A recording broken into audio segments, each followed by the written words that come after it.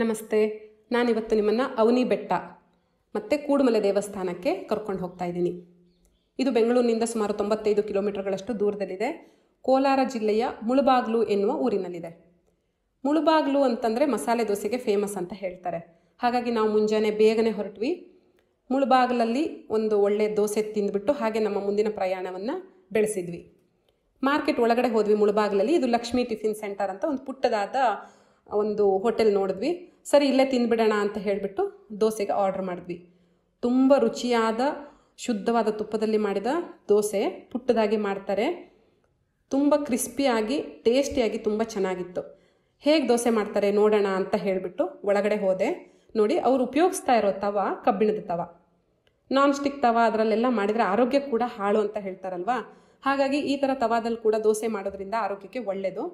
ನೋಡಿ, ತವ ಹೇಗಿದೆ ಅಂತಂದರೆ ಒಂಥರ ತಟ್ಟೆ ಥರ ಇದೆ. ಹಾಗಾಗಿ ದೋಸೆ ಕೂಡ ತಟ್ಟೆ ಥರ ಬರುತ್ತೆ. ಅದೇ ಮುಳುಬಾಗ್ಲು ದೋಸೆಯ ವಿಶೇಷತೆ ಅಂತ ಅವರು ಹೇಳಿದ್ರು. ನಾವು ಆರ್ಡರ್ ಮಾಡಿದ್ದು ಪುಡಿ ದೋಸೆಗೆ.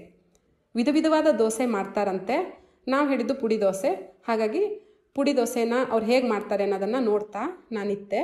ಹಾಗೆಯೇ ಅದನ್ನು ನಿಮ್ಮ ಜೊತೆ ಕೂಡ ಶೇರ್ ಮಾಡಿಕೊಂಡೆ. ಯಾಕೆಂದರೆ ನಾವು ಕೂಡ ಈ ಥರ ಮಾಡಿಕೊಂಡು ತಿನ್ಬೋದಲ್ವ. ನೋಡಿ, ಶುದ್ಧವಾದ ಪರಿಶುದ್ಧವಾದ ತುಪ್ಪದಲ್ಲಿ ದೋಸೆಯನ್ನು ಮಾಡ್ತಾರೆ. ಈ ಮುಳುಬಾಗ್ಲು ಸುತ್ತಮುತ್ತ ನೋಡುವಂಥ ಕ್ಷೇತ್ರಗಳು ತುಂಬ ಇದೆ. ಅದರಲ್ಲಿ ಈ ಅವನಿ ಬೆಟ್ಟ ಮತ್ತು ಕೂಡುಮಲೆ ದೇವಸ್ಥಾನ, ಗಜಾನನ ದೇವಸ್ಥಾನ ಒಂದು. ನಾವಿಲ್ಲಿ ದೋಸೆ ತಿಂದ್ಬಿಟ್ಟು ನಮ್ಮ ಪ್ರಯಾಣವನ್ನು ಮುಂದುವರಿಸಿದ್ವಿ.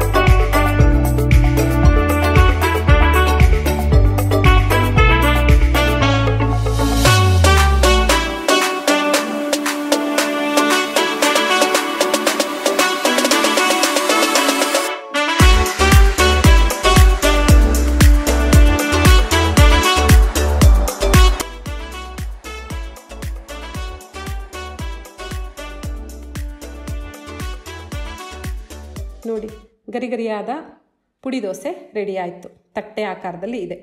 ಇಲ್ಲಿ ದೋಸೆ ತಿಂದು ನಾವು ಮುಂದೆ ಹೋಗಿದ್ದು ಕುರುಡುಮಲೆ ವಿಘ್ನೇಶ್ವರ ದೇವಸ್ಥಾನಕ್ಕೆ. ಇಲ್ಲಿಯ ದೇವರನ್ನು ನಾವು ನೋಡಿನೇ ಅದರ ಆನಂದವನ್ನು ಅನುಭವಿಸ್ಬೇಕು. ಯಾಕೆ ಅಂತಂದರೆ ಆ ದೇವರನ್ನ, ವಿಘ್ನೇಶ್ವರ ಅಷ್ಟು ಉದ್ದವಾಗಿದ್ದಾನೆ, ದೊಡ್ಡದಾಗಿದ್ದಾನೆ. 13 ಫೀಟ್ಗಿಂತಲೂ ದೊಡ್ಡದಾದ ಒಂದೇ ಸಾಲಿಗ್ರಾಮದಲ್ಲಿ ಇರುವಂಥ ಒಂದು ವಿನಾಯಕ. ಇದು 3 ಯುಗದಲ್ಲಿಯೂ ಪೂಜಿಸಲ್ಪಟ್ಟಂಥ ವಿನಾಯಕ ವಿಘ್ನೇಶ್ವರ. ಇವನು ನಾವು ಏನಾದರೂ ಕೆಲಸ ಮಾಡಬೇಕು ಅಂತ ಅಂದ್ಕೊಂಡಿದ್ದರೆ ಇಲ್ಲಿ ಹೋಗಿ ಬೇಡಿಕೊಂಡು ಆ ಕೆಲಸವನ್ನು ನಾವು ಮಾಡೋದ್ರಿಂದ ನಮ್ಮ ಯಾವುದೇ ಒಂದು ನಿರ್ವಿಘ್ನವಾಗಿ, ಅಂದರೆ ವಿಘ್ನಗಳಿಲ್ಲದೆ ನಮ್ಮ ಕೆಲಸ ನಡೆಯುತ್ತೆ ಅಂತ ಹೇಳಲಾಗತ್ತೆ. ನಾವು ಹೋದ ದಿನ ಆಡ್ ದಿನ ಮತ್ತು ಆಡ್ ಅವರ್ಸ್. ಹಾಗಾಗಿ ಜನ ಜಾಸ್ತಿ ಇರಲಿಲ್ಲ. ಗುಬ್ಬಚ್ಚಿಗಳು ಸ್ವಚ್ಛಂದವಾಗಿ ಹಾರಾಡ್ಕೊಂಡಿದ್ವು.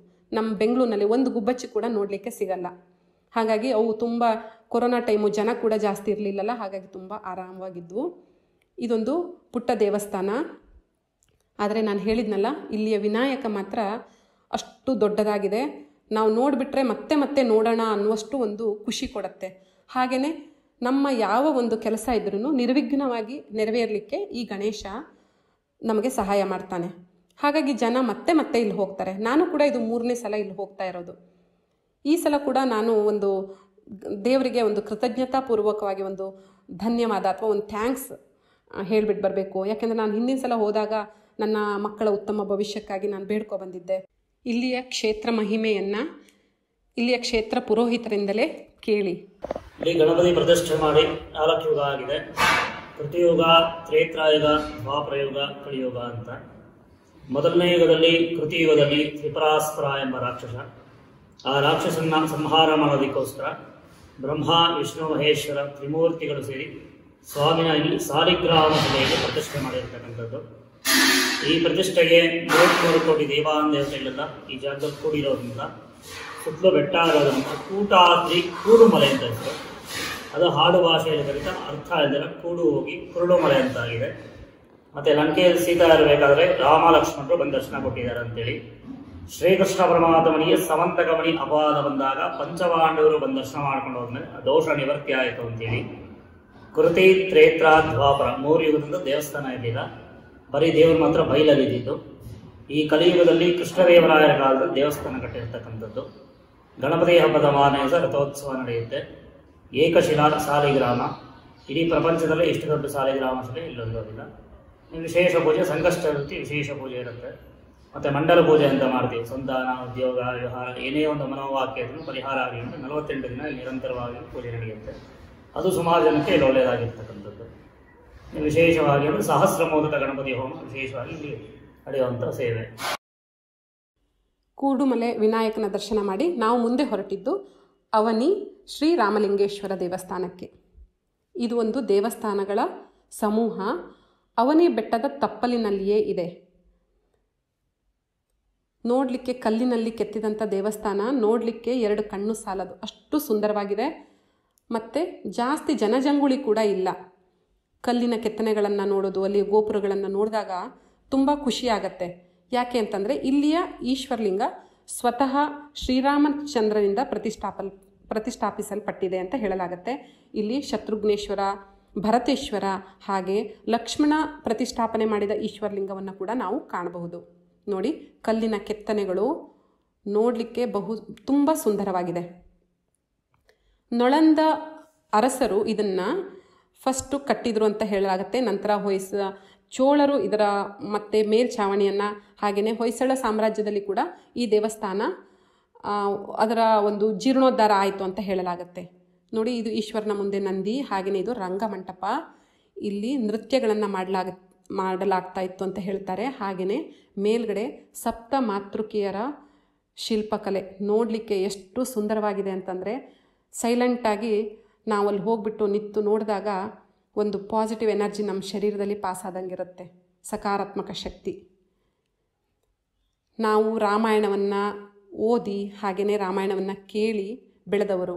ಸ್ವತಃ ಶ್ರೀರಾಮಚಂದ್ರನೇ ಪ್ರತಿಷ್ಠಾಪಿಸಲ್ಪಟ್ಟಂಥ ನಮ್ಮ ಸೀತಾದೇವಿ ಓಡಾಡಿದಂಥ ಈ ಜಾಗದಲ್ಲಿ ನಾವು ಓಡಾಡ್ತಾ ಇದ್ದೀವಿ ಅಂತ ಮನಸ್ಸಲ್ಲಿ ಅಂದ್ಕೋತೀವಲ್ಲ, ಅದೇ ಒಂದು ಸುಂದರ ಅನುಭವ. ನೋಡಿ, ಇದು ಲಕ್ಷ್ಮಣೇಶ್ವರ. ಇರೋ ಈಶ್ವರಲಿಂಗದಲ್ಲಿ ತುಂಬ ದೊಡ್ಡದಾಗಿರೋದು ಲಕ್ಷ್ಮಣೇಶ್ವರ ಈಶ್ವರಲಿಂಗ ಅಂತ ಹೇಳಲಾಗತ್ತೆ. ಜನ ಜಾಸ್ತಿ ಇರಲಿಲ್ಲ, ಹಾಗಾಗಿ ನಾವು ಈ ಫೋಟೋಗಳನ್ನೆಲ್ಲ ತೆಗೆದು ವಿಡಿಯೋ ಮಾಡಿಬಿಟ್ಟೆ ಮತ್ತೆ ಮುಂದೆ ಬೆಟ್ಟ ಹತ್ತೋಣ ಅಂತ ಹೇಳಿಬಿಟ್ಟು ಈ ಚಿತ್ರಗಳನ್ನು ಸೆರೆ ಹಿಡಿದ್ವಿ. ನೀವು ನೋಡಿ ಎಂಜಾಯ್ ಮಾಡಿ. ಹಾಗೆಯೇ ನೋಡಿ, ಇದು ಇಲ್ಲಿ ಕಾಣಿಸ್ತಾ ಇದೆಯಲ್ಲ ಗರ್ಭಗುಡಿ, ಇದರ ಒಳಗಡೆ ಸೀತಾ ಪಾರ್ವತಿಯ ಒಂದು ವಿಗ್ರಹ ಇದೆ. ಸೀತಾ ಮಾತೆ ಸ್ವತಃ ಪಾರ್ವತಿ ದೇವಿಯನ್ನು ಪ್ರತಿಷ್ಠಾಪನೆ ಮಾಡಿ ಅವಳ ಆರಾಧನೆ ಮಾಡ್ತಾ ಇದ್ಲು ಅಂತ ಹೇಳಲಾಗತ್ತೆ. ನೋಡಿ, ಸೀತಾಮಾತೆ ಪೂಜಿಸಿದ ಒಂದು ದೇವರನ್ನು ನಾವು ಕೂಡ ಪೂಜಿಸ್ತಾ ಇದ್ದೀವಿ ಅಂತ ಹೇಳೋದಕ್ಕೆ ಎಷ್ಟು ಖುಷಿ ಅಲ್ವಾ. ನೋಡಿ, ಇಲ್ಲೆಲ್ಲ ನಾವು ಬರಹಗಳನ್ನು ಲಿಪಿಗಳನ್ನು ಕಾಣಬಹುದು. ತಮಿಳು ಮತ್ತು ಹಳಗನ್ನಡದಲ್ಲಿ ಇದೆ ಅಲ್ಲಿಯ ಗೋಡೆ ಬರಹಗಳು. ಹೀಗೇ ಈ ದೇವಸ್ಥಾನದ ಒಂದು ಸುತ್ತು ಓಡಾಡಿ ಅಲ್ಲಿಯ ಗೋಡೆ ಮೇಲೆ ಬರೆದ ಶಿಲ್ಪಕಲೆಗಳನ್ನೆಲ್ಲ ನೋಡಿಕೊಂಡು ನಾವು ಮುಂದೆ ಬೆಟ್ಟವನ್ನು ಹತ್ತಿದ್ವಿ. ಬೆಟ್ಟದಲ್ಲಿ ನಮ್ಮ ರಾಮಾಯಣಕ್ಕೆ ಸಂಬಂಧಪಟ್ಟ ಸಾಕಷ್ಟು ಕುರುಹುಗಳನ್ನು ನಾವು ಕಾಣಬಹುದು. ನೋಡಿ, ಗೋಡೆ ಚಿತ್ರಗಳು. ನಂದಿ ನೋಡಿ ಎಷ್ಟು ಸುಂದರವಾಗಿದೆ. ಇದು ವಾಲಿ ಸುಗ್ರೀವ ಸ್ಥಾಪನೆ ಮಾಡಿದಂಥ ಈಶ್ವರ ಲಿಂಗದ ಮುಂದೆ ನಂದಿ ಕುಳಿತಿದ್ದಾನೆ. ಒಳ್ಳೆ ಹೊಳಪಿನಿಂದ ಕೂಡಿದಂಥ ಶಿಲೆಯಲ್ಲಿ ಕೆತ್ತಲಾದ ನಂದಿ.